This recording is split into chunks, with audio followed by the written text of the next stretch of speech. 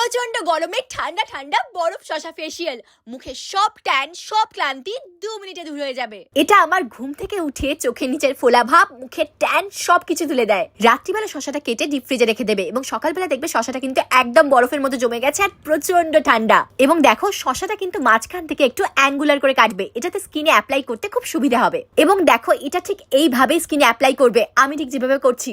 এবং সত্যি বলছি এটা কিন্তু ভীষণ ভীষণ ভীষণ আরাম দেয়, চোখের নিচের ফোলা ভাবটা একদম চলে যায় এবং ঘুম থেকে উঠে যে ফেসের একটা ক্লান্তি থাকে সেটাও দূর করে এবং তার সঙ্গে ট্যানটা, যেটা নিয়ে আমরা সবসময় চিন্তায় থাকি, সেই ট্যানটাও কিন্তু এটা দূর করে।